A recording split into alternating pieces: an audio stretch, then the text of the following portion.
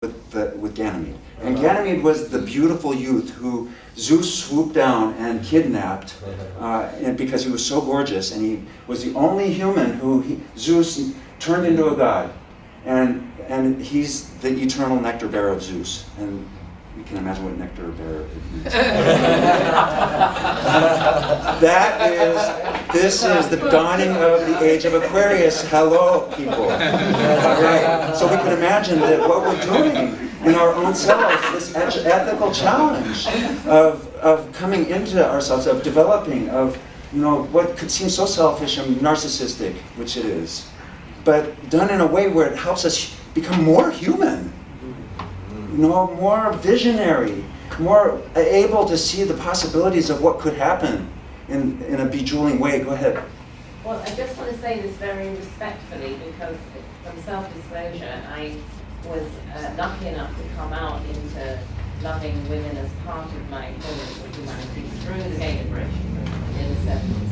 So I really have very little internalized homophobia.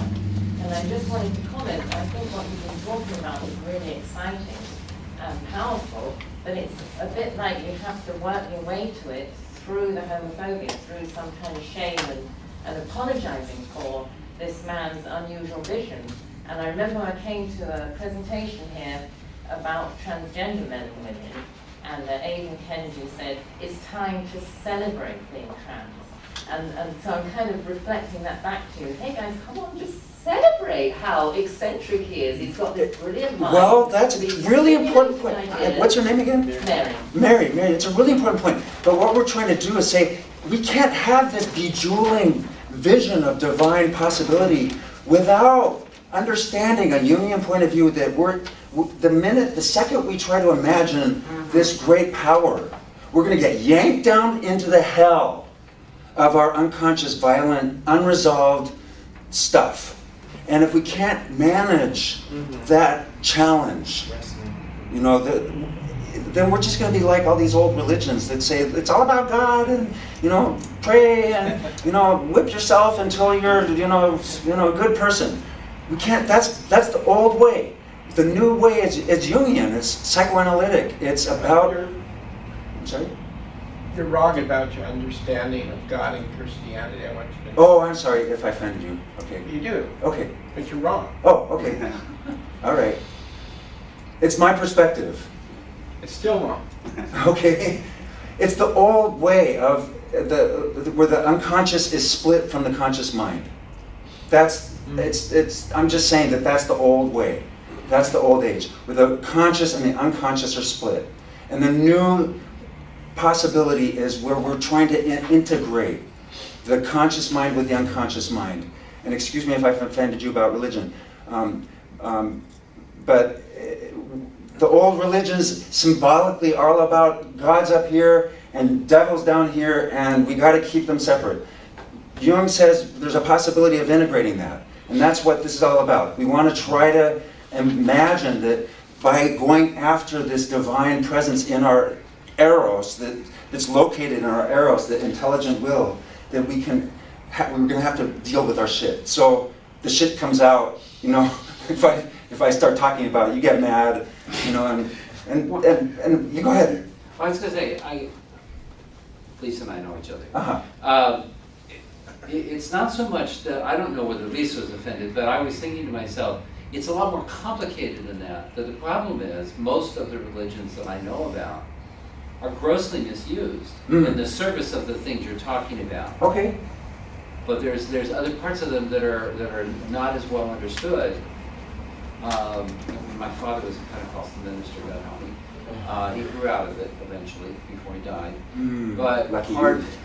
I'm sorry? Lucky you. Yeah, lucky me. Fortunate for you. I actually had a relationship with him before he died, which is really amazing. Wow. But Darth Vader and Luke. Or something. I didn't think of it in those terms.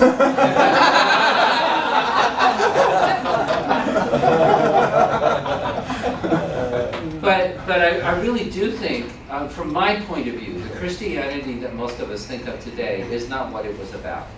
Now, I'm not Christian, I don't claim to be, But I do think it's useful to understand that the Christianity that what mostly is presented is not what it is. Okay. Should be. Yeah. So that's how I would hear Lisa saying what you were saying is not exactly correct, because actually you're talking about this stereotyped misuse of religion. Okay. And I could say Fair the enough. same thing about You know, Mitch Judaism. quotes, the robe, I believe, comes from the Bible, does it not?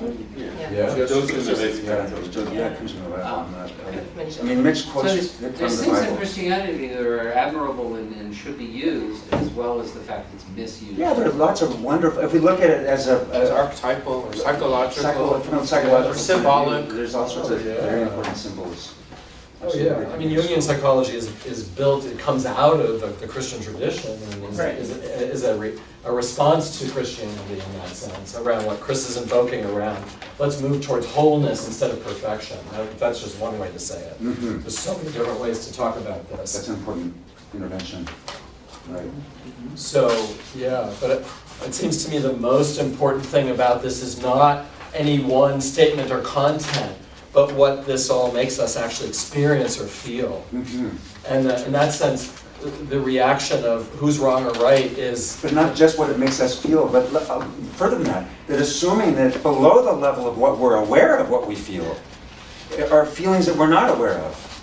Layers and layers of feelings that we have to assume we can't get in touch with even, because our little tiny egos, if we start to get into it, it'll blow it away.